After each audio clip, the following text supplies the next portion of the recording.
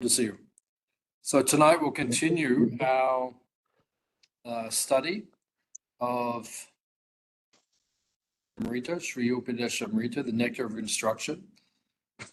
Tonight we'll cover verses 6 and 7 from the Nectar of Instruction. Now, so far we've covered the things that we should do and the things that we should not do so far. The nivritti means things to be avoided. Pravriti means the things which are favorable in devotional service. So we're covering both. So the first two verses are things that we must avoid in devotional service if we want to become successful. We have to avoid the urges, the 6 urges, which are unfavorable if they're not controlled to performing devotional service. And then we have to avoid the 6 obstacles which will destroy our bhakti. Then from verses 3 to 7, we hear about the positive things, things that are favorable, pravriti, or things that are favorable to our devotional service. So we hear about the 6 things which are favorable for devotional service, and then the 6 loving exchanges between the devotees.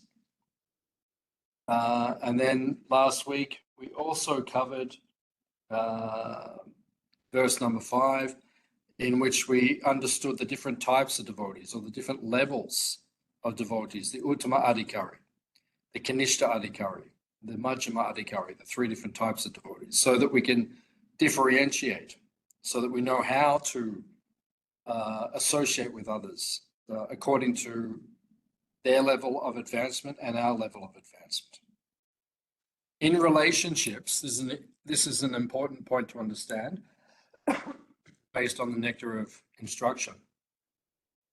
If there is ever friction in any relationship in the material world, whether it's a devotional relationship or otherwise, if we feel that there's some friction in the relationship, that means that one member in the relationship, or both, do not understand their position in relationship to the other person.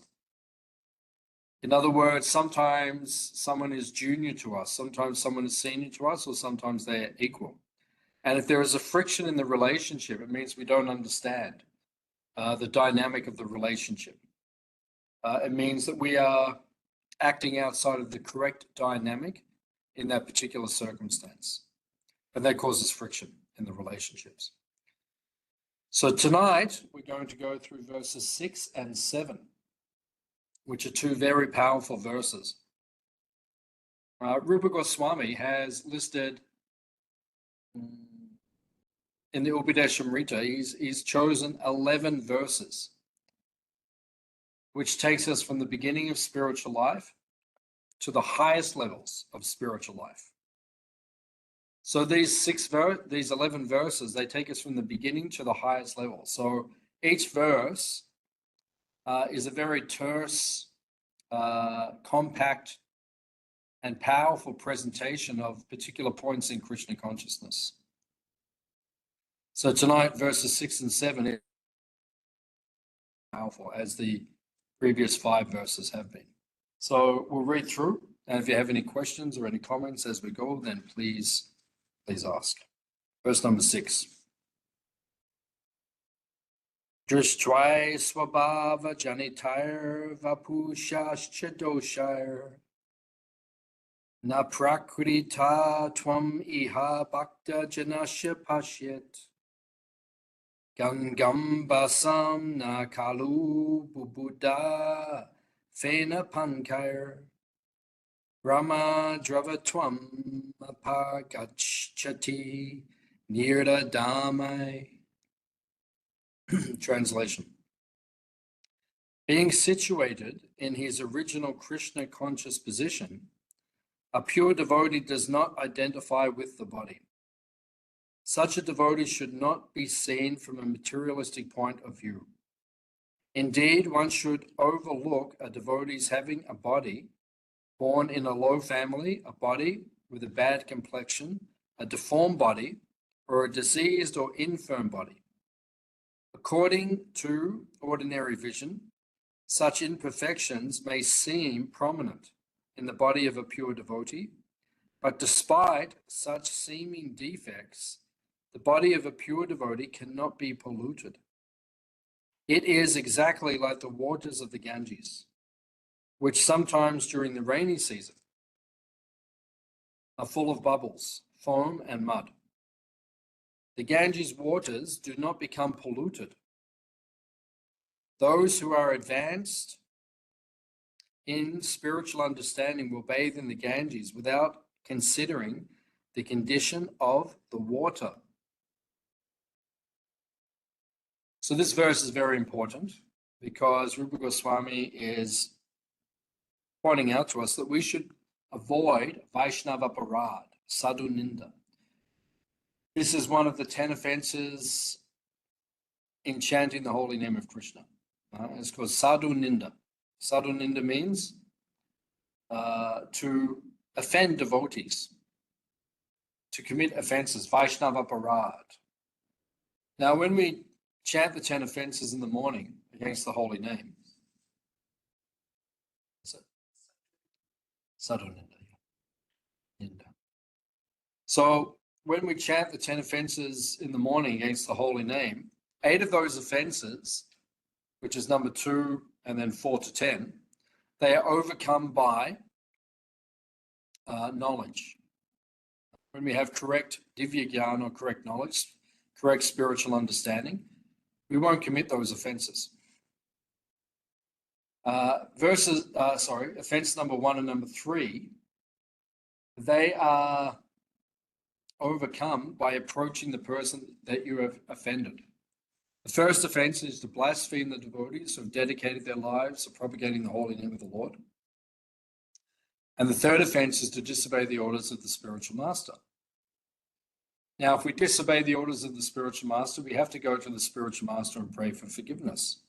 If we blaspheme the devotees who have dedicated their lives to propagating the holy name of the Lord, we have to go to the devotees and beg their forgiveness.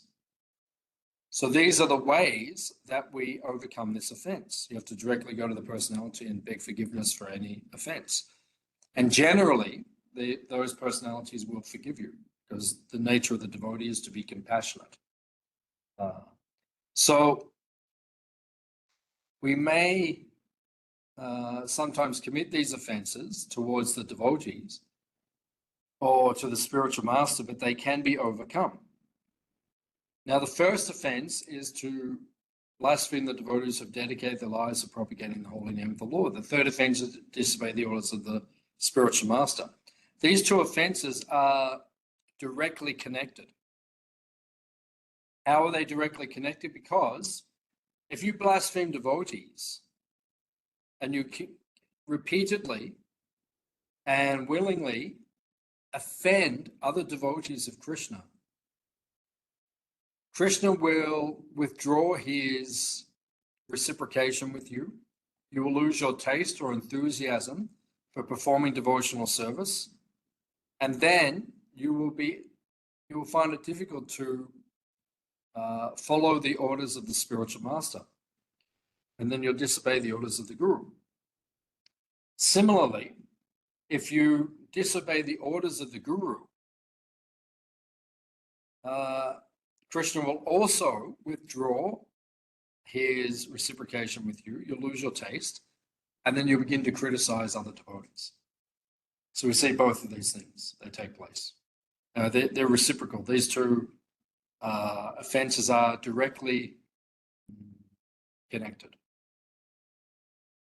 So it is being emphasized here, don't see devotees from a material point of view. This is elaborated upon in the Harinam Chintamani, where Haridas Thakur and Chaitanya Mahaprabhu are speaking to each other. And Haridas Thakur, he explains in the Harinam Chintamani that we should not see the devotee from a materialistic point of view. He says that is an offense. The Harinam Chintamani is an elaboration or an analysis of the 10 offenses that we can commit while chanting the holy name of Krishna. So it's an important book to study. And he says in that, in the Harinam Chintamani, in the teachings, he says that we should never see devotees according to their material position. In other words, it's offensive to categorize a devotee because of his material situation.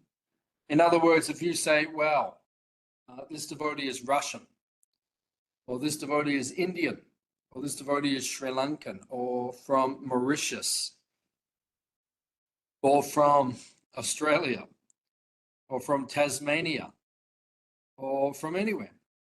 And if you are a racist person due to your material contamination, and you blaspheme the devotee or mistreat the devotee according to some material calculation in your mind, you've committed an offense to the devotee. Similarly, if the devotee has a deformed body or has some material defect, and you criticize the devotee because of that, that's also an offense. Srila Prabhupada wore glasses, because to read and so forth, Prabhupada needed glasses, as I do now, as many of us do. So one devotee said something to Prabhupada or inferred that, Prabhupada, if you're a pure devotee, why do you need glasses? So this is materialistic vision. And sometimes Prabhupada would give class and he would forget a shloka in the class, and he would say, what is that? What is that verse? And some devotees, they said to Prabhupada, they said, well, Prabhupada, if you're a pure devotee, how can you forget? And Prabhupada said, this is material vision. This is not spiritual vision. This is material vision.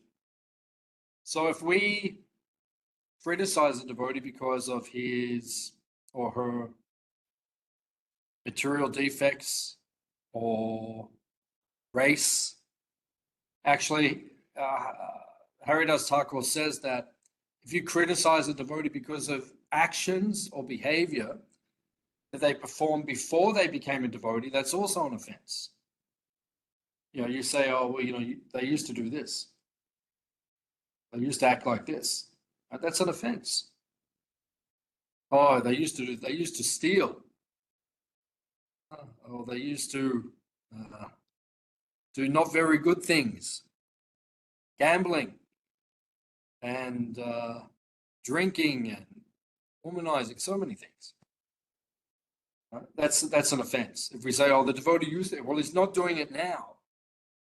So we don't blaspheme the devotee based on previous conduct, or previous bad behavior. So these different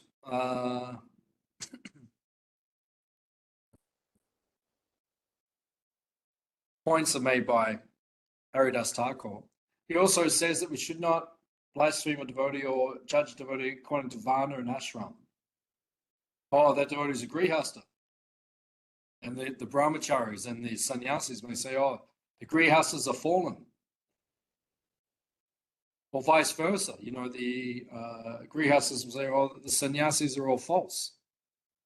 Or, this is blasphemy. It's all based on material things. Or the brahmanas. Sometimes I've heard devotees say, I am a brahmana. And they get a superiority complex and they offend other devotees. Oh, we are better. Oh, they're the Shudras or the Kshatriyas or the Vaishyas or whatever this is also an offense. You have to be very careful. So Haridas Thakur says, be very careful. Harinam Chintamani. So you have to be very careful about offending other devotees. Actually, there are 6 ways that you can offend a devotee.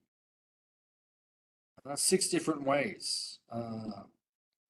And they go from very not so serious ways that you could offend a devotee, up to very serious ways that you can. 6 levels of offense. I think it's in one of the Puranas.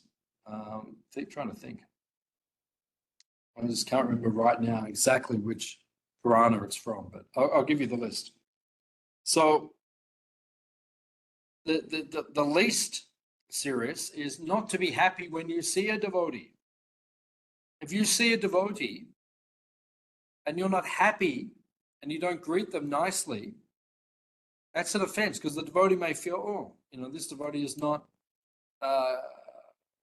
greeted me nicely. I remember one time I was in India. I came back after a month and I met one devotee, and he was very indifferent to me. And I actually felt, because I hadn't seen him for a month, I actually felt a little hurt. So it's a very slight offense. So we have to be very careful. If you don't smile when you see a devotee, right, it's a very slight offense. If the devotee feels hurt or upset, it's a very slight offense. Secondly, to be angry at a devotee. Sometimes we have to be angry with devotees. If you're a senior devotee and you have to correct a junior devotee, sometimes you have to be angry, but only in that circumstance. But if you're angry with a devotee unnecessarily, that's an offense to the devotee. Number 4, the third one, not to glorify a devotee. It actually says in the Shastra, it is mentioned that one should not fail to glorify the spiritual master. If there's an opportunity to glorify the guru and you don't, it's a breach of etiquette. So if you don't glorify a devotee when there's an obvious reason to glorify a devotee, and that devotee feels a little hurt, I wasn't recognized, that my friend did not recognize me for this service, then that is an offense. Being envious of a devotee, that's number 4. And how does envy manifest? Through our words and our deeds. Sometimes we say not very nice things. Verse 2 said, don't speak prajalpa. Don't speak unnecessary topics. And quite often devotees do this. They get together and they say, oh, that devotee, and they're negative, and they criticize. And they say, oh, that devotee, and they've been like that, and they've done this. Raghunath Goswami, who was one of the 6 Goswamis of Vrindavan, he would not hear or listen to criticism of other Vaishnavas, even if it was true. Even if it was true, he wouldn't listen. So anyway, everyone has faults, and he would just walk off and continue with his devotional service. So we should also learn not to envy, criticize devotees. Number 5, don't blaspheme devotees. You might feel envious, but then if you actually start saying negative things about devotees, it can become very detrimental to your bhakti, to your devotional service. And the final offense is to kill a devotee. That's the most serious, obviously, that's the most serious of the offenses, the Vaishnava aparats. So I don't think any of us will ever do that. It's very serious offense. You would suffer for a long time for committing that offense. And it says Tulsi by circumambulating. Tulsi, circumambulating, she can burn. It would take time. It does happen, but it would take time. So be very careful about offending devotees. Okay, so I've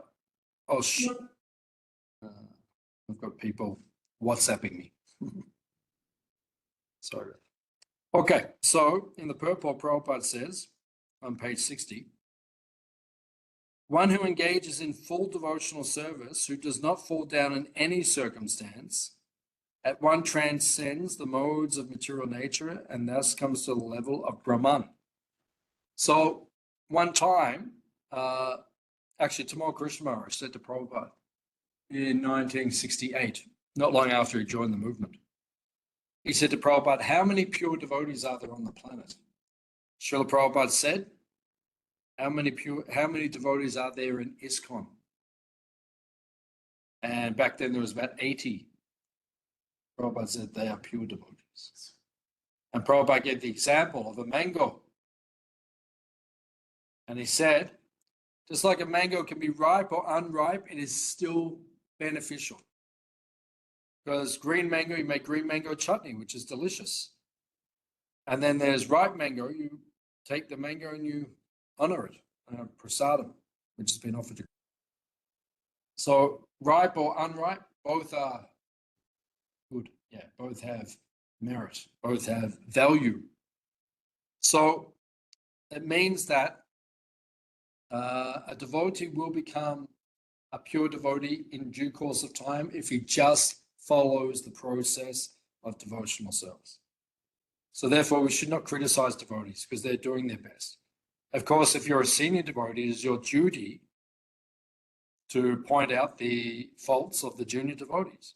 Otherwise, they don't improve. It's not a... And my Guru Maharaj, the last Australia in...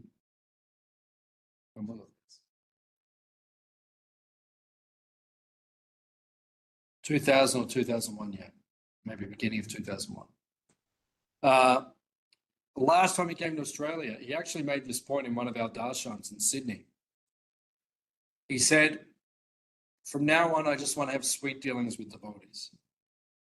He said, for so many years, I've had to chastise and correct everyone.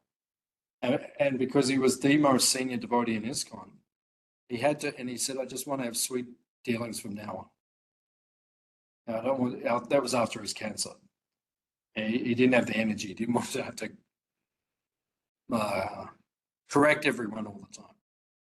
So if you're a senior devotee, it's actually your service to correct. And it's not easy. It's not pleasant, but you have to do it. And if you don't do it, you're neglect. But for everyone else, don't blaspheme the devotees. Don't criticize the devotees. You only criticize if it's your position to criticize. Otherwise, don't criticize the devotees. So, on page 61, Prabhupada says, Krishna's devotee is not subjected to material condition. Even though his bodily features may appear materially conditioned, one should therefore not see a pure devotee from a materialistic point of view. Unless one is actually a devotee, he cannot see another devotee perfectly. So, we don't see devotees according to their material position. But we offer respect to them based on their divya gyan, based on their knowledge, devotion to Krishna. The bottom of 61 has the bodily defects of a pure devotee. If there are such defects, they should be overlooked. What should be taken into account is the spiritual master's main business, which is devotional service, pure service to the Supreme Lord.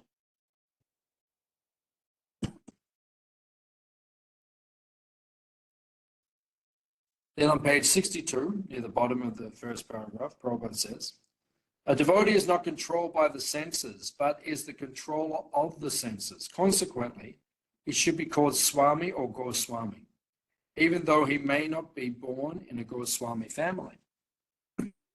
This word Goswami means one who controls the senses, a master of the senses. Now,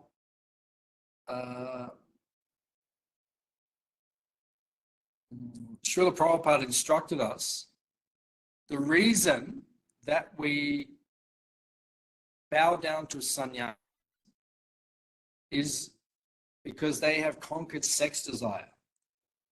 They have controlled their senses. They're Goswamis. That's why we bow down to them. I was actually listening to His Holiness Shivaram Swami speak recently, and he actually said it was a concern for him that this etiquette of bowing down to sannyasis is not being followed very well in our movement at this point in time. He said that whenever he walks through Mayapur, he said only 5 to 10% of the devotees he passes actually bow down. Most devotees just nod, or they just kind of pranam. And he said it's actually not the etiquette. And he said he's actually concerned that we will lose these etiquettes over time. And we're meant to preserve our Vaishnava culture. It actually says in the Vedas that if you see a sannyasi and you do not bow down, your pious merits are destroyed. So therefore, we need to offer respect to any devotee, but especially to very advanced devotees like sannyasis and gurus and so forth. You don't do it when they are offering their obeisances to the deities. Certain circumstances where if they're doing something you don't. Yeah. But in any other circumstance, you should do it. Near the bottom of 62, Prabhupada says, whether the devotees come from a family of previous acharyas or from an ordinary family, they should be treated equally. Bhaktivinoda Thakur, and it says the 6 Goswamis, that you were dear to the ruffians and the gentlemen. In other words, we should treat people equally. We should offer respect to everyone, regardless of their material circumstances. Page 63, Prabhupada said, this Krishna consciousness movement is transcendental science, and there is no room for jealousy. The movement is meant for the Paramahamsas, who are completely free from all jealousy. I remember Sannyasi was making an observation a few years ago. He said to me that in our movement, probably our most famous temple in our movement is the Chaupati temple, which is under the direction of His Holiness. Now, Radhanath Swami, he places great emphasis on Vaishnav Seva, serving devotees. And this sannyasi was, the reason that temple is so successful is because Vaishnava Aparad is not being committed. Because there's so much emphasis on glorification of devotees and serving devotees and not criticizing devotees and offending devotees. There are so many blessings and so much success, which is within that temple. So we should all follow that example. Then at the bottom of 63, Prabhupada says, if we consider the bodily defects of a Vaishnava, we should understand that we are committing an offense at the lotus feet of the Vaishnava. An offense at the lotus feet of a Vaishnava is very serious. Indeed, Sri Caitanya Mahaprabhu has described this offense as Hati Mata, the mad elephant offense. So you might have a nice garden, like some of our friends. They have nice gardens. But if a mad elephant or one of the cows or a mad bull comes into your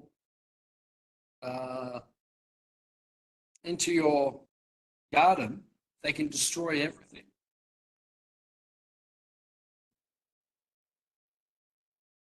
So if you offend the devotees,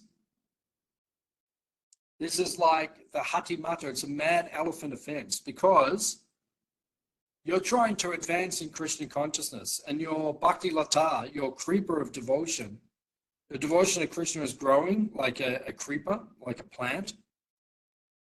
And then if you, while you're making advancement, even if you become very advanced, if you commit offenses to devotees, it's like an elephant coming in and just crushing your creeper.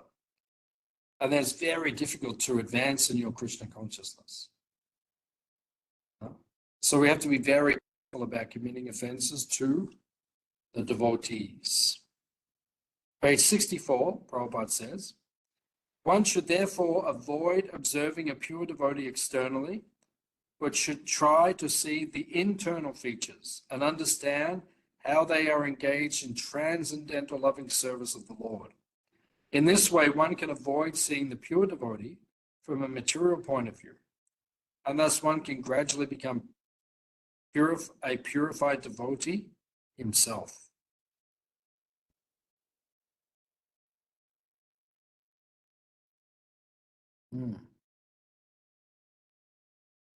So Prabhupada is emphasizing, be very careful about committing offenses to the devotees.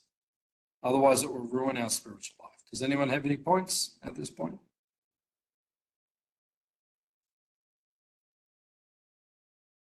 Okay, so now we will discuss verse number 7, which is also extremely important, extremely famous. So we will have a look at this verse. Shat Krishna Nama Charitadi Sitap Yavidya Pito Patapta Rasanasya Narochikanu Kintwadarad Anudinam Kalu Saivajushta Swadvi Kramad Bhavati Tad Yadamula Hantri. Translation. The holy name, character, pastimes, and activities of Krishna are all transcendently sweet like sugar candy. Although the tongue of one afflicted by jaundice, the jaundice of avidya, ignorance, cannot taste anything sweet, it is wonderful that simply by carefully chanting these sweet names every day, a natural relish awakens within his tongue, and his disease is gradually destroyed at the root.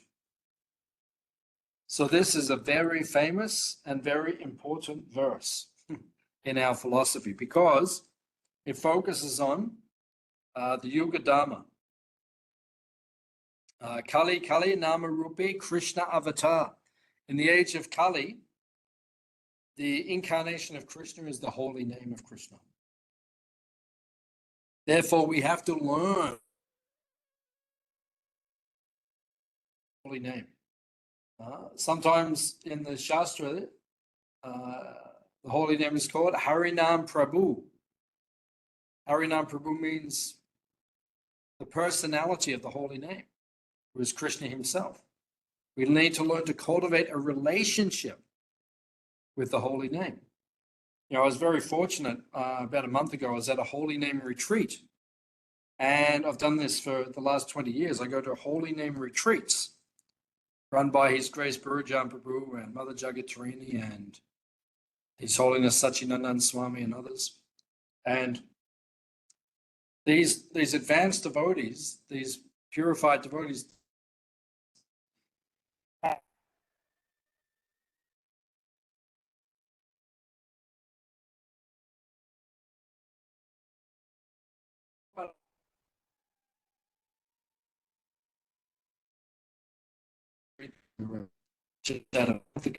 said that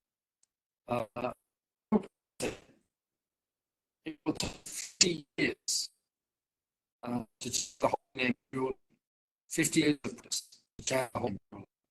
Many devotees, they, like on these, where devotees, they take extra time to go and chant the holy name. And Sachinandan Swami, in one of the retreats a number of years ago, I remember he gave a very nice example. He said, just like sometimes in marriage, marriage is one of the most important relationships in our life, if not the most important, besides the relationship with the Guru and with Krishna and the Vaishnavas and Tulsi and Prasadam, and you get the point. So, children, yeah. So that relationship of marriage can become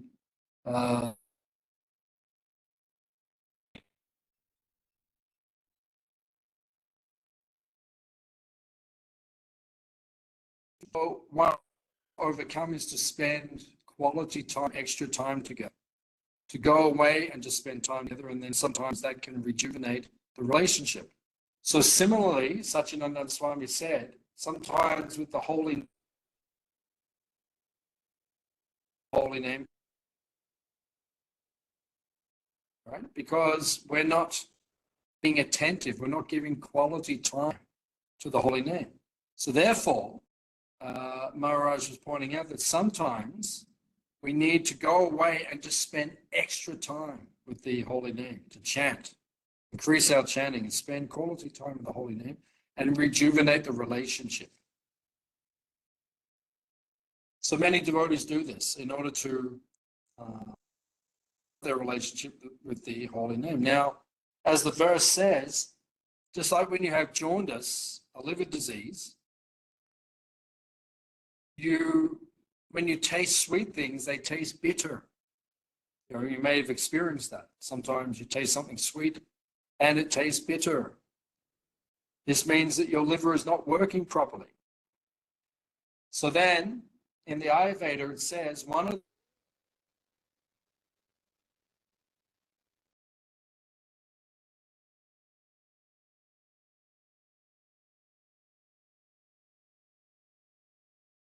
cures for your is to eat sugar candy, right?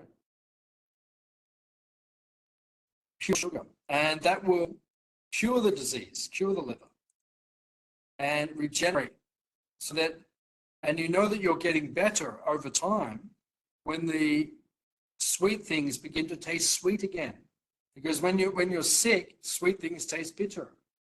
But the more you take the sweet things as the cure, and over time, you begin to taste the sweetness again. That means you are rejuvenating yourself. You're recovering. So in this verse, it is described that if we want to cure ourselves of the lack of taste, the lack of nam ruchi, of the lack of taste that we have for hearing and chanting about Krishna, then the cure is to increase our hearing and chanting about Krishna. And by doing that, then our taste develops. Our disease, our avidya, or our material ignorance, it begins to dissipate, and we develop a taste for hearing and chanting about Krishna. So, we'll look in the purport.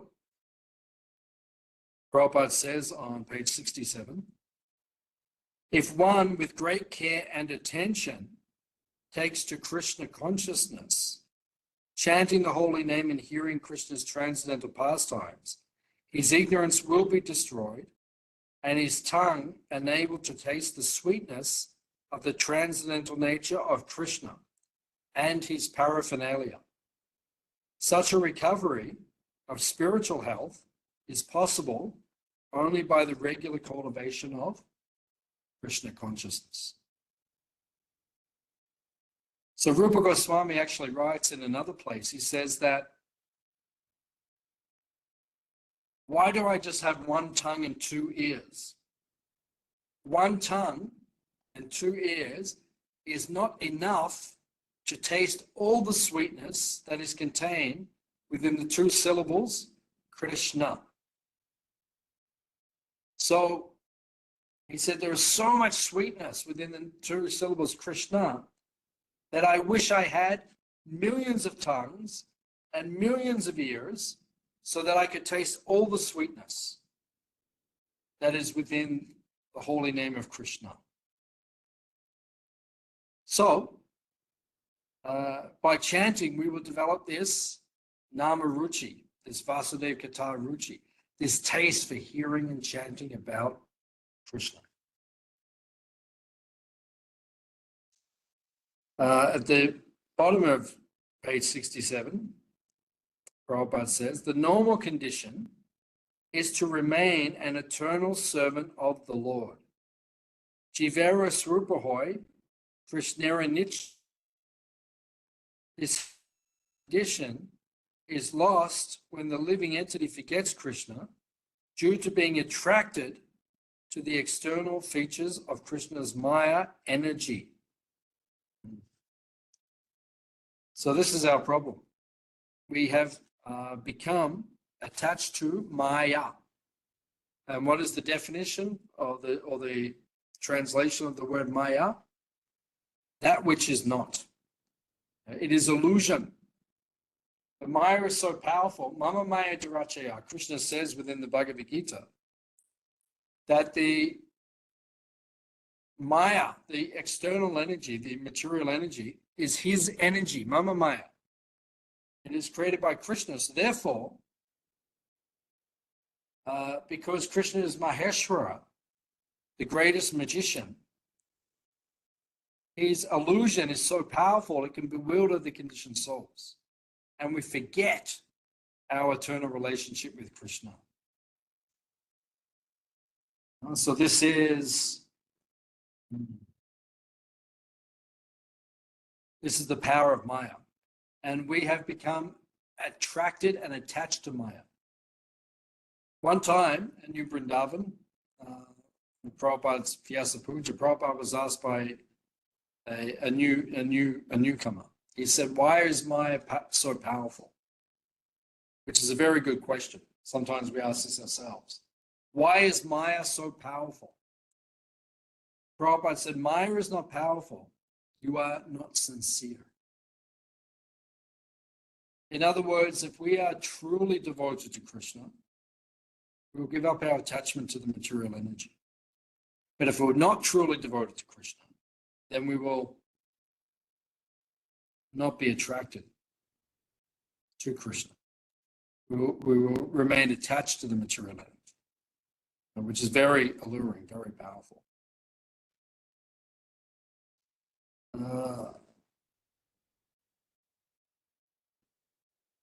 Page 68, Srila Prabhupada says at the top, the Krishna consciousness movement is being spread over the world, all over the world, just to remedy this gross ignorance.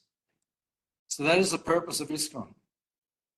That's the purpose of the Hare Krishna movement, to purify people, to teach them the process, the sadhana, for them to overcome their material desires and attachments.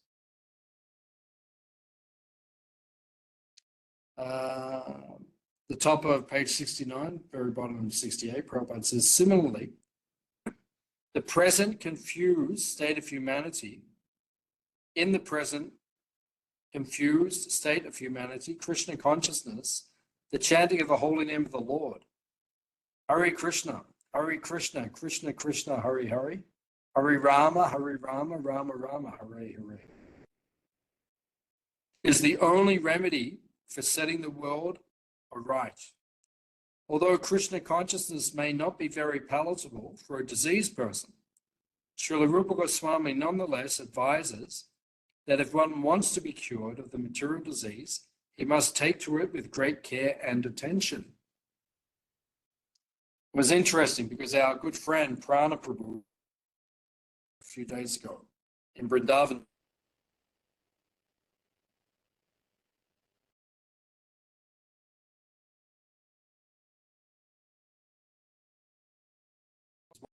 wrote his 5 hours. And Dai Mataji, who is a disciple of Prabhupada, who lives in Vrindavan for many years, her advice was to Prabhupada and to Chandrakoti, and to any of us who are leaving our body, she said, just take shelter of the holy name. Just take shelter of the holy name. And that's what Prana Prabhu did.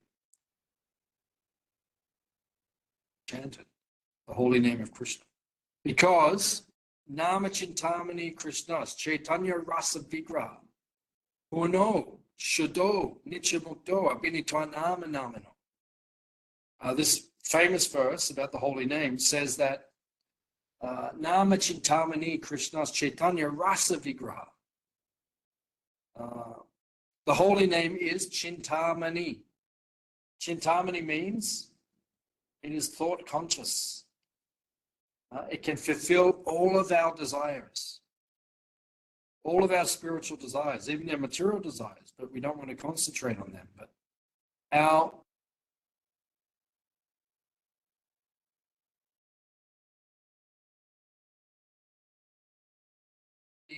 fulfilled by chanting the holy name of Krishna. That our Swarup, our spiritual form, our eternal relationship with Krishna, will be revealed to us while chanting the holy name.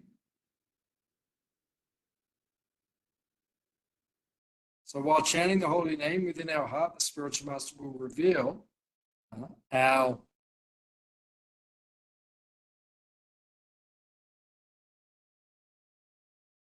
name is Chintara Rasa Vigraha. It is the form of rasa. Rasa means pleasure.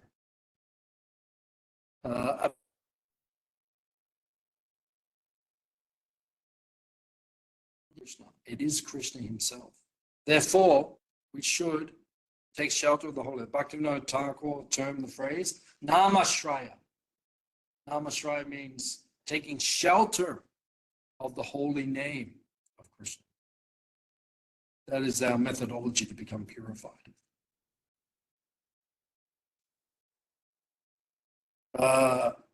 Halfway down, page 69, Prabhupada says, the real disease in the heart,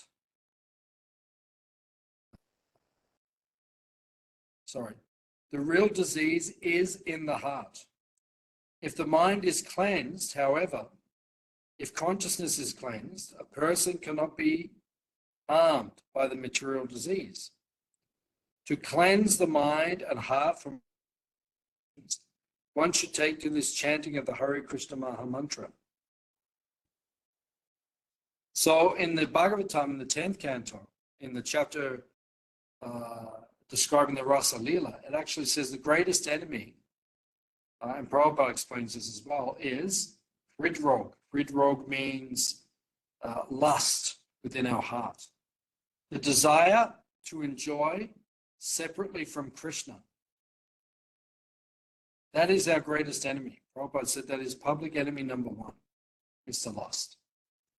So how does that material disease get removed? Cheto Dapana Marjanam. Lord Chaitanya says, by chanting the holy name of Krishna. When you chant the holy name of Krishna, right, your material disease will be cleansed from the consciousness. And you can realize your eternal relationship with Krishna once again.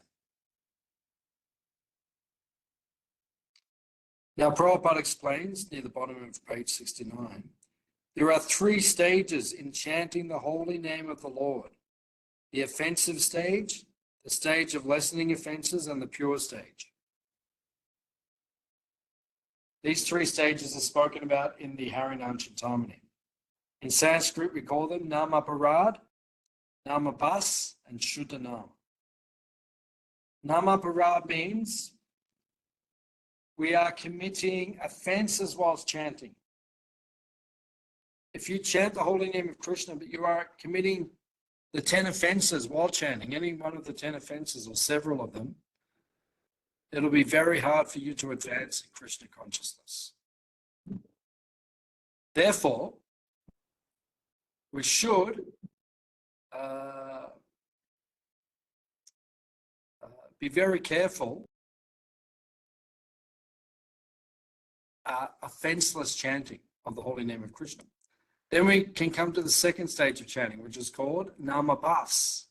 Abhas means shadow, dim light. Just like when the sun is rising in the morning at dawn, dim light.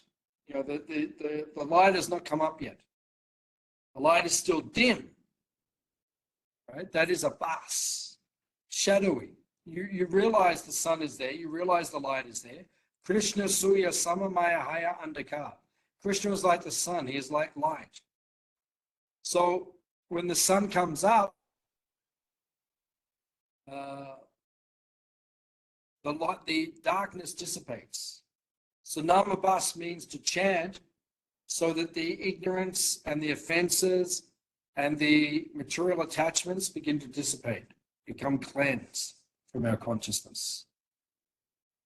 And then the third stage of chanting is what we are aiming for. It is called Shuddhanam. Shuddhanam means pure chanting. Pure chanting means we chant the holy name of the Lord in ecstasy, with attachment to Krishna, with love for Krishna, with emotion. So that is what we're aiming for, to cultivate ruchi, or attachment, nama ruchi, in our chanting, so that we can get to the platform of pure chanting.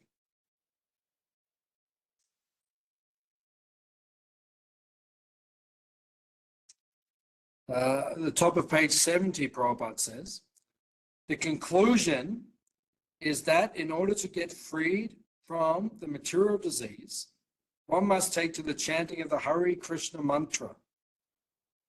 The Krishna consciousness movement is especially meant for creating an atmosphere in which people can take to the chanting of the Hare Krishna mantra. So we have to create that atmosphere where people want to chant, where they're enthusiastic to chant. That is what devotees are aiming for, to create an atmosphere where people will come and they will feel enthusiastic to chant the holy name of Krishna. Now, Prabhupada gives a breakdown of the different levels of chanting, from Shraddha to Prema, the different levels of advancement in Krishna consciousness. Shraddha means faith, all the way up until Prema Bhakti, which means love for Krishna. So the more we purify our chanting, we will rise up higher and higher through the different levels of chanting the holy name of Krishna.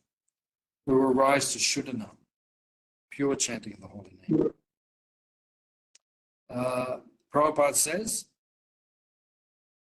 near the bottom of page 70, if one is sincere, he is initiated, and this stage is called Bhajana Kriya.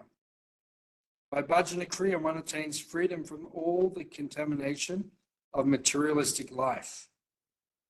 So we want to get over our attachment to materialistic life.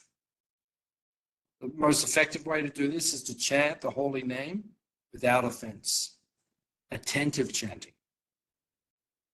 On page 71, halfway down, Prabhupada says, at such a time, one can understand who is the Supreme Personality of Godhead, who the Supreme Personality of Godhead is, and what his Maya is. So the more advanced we become in our chanting, we will understand our eternal relationship with Krishna, and we will see Maya, or the material energy, simply as his external energy.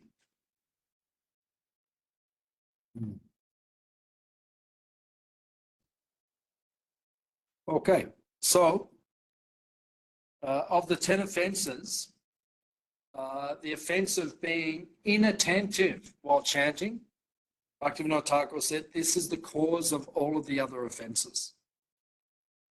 So while chanting the holy name of Krishna, we need to learn to avoid inattentive chanting. In other words, we have to learn to be at the holy name of Krishna while chanting the holy name of Krishna. Our advancement will be very rapid, Krishna consciousness. So we'll stop here. Does anyone have any questions or comments? Anything we discussed tonight? Two very important verses which we discussed, verses 6 and 7. Next week, we will go through verses 8 and 9. So that can be your homework. And if you have anything that you need to discuss during the week, questions or anything about the book, then please contact me. Okay. Thank you all for coming. Srila Prabhupada Ki. Jai. Hare Krishna. Hare Krishna. Krishna. Hare Krishna, Prabhu. Thank you for coming.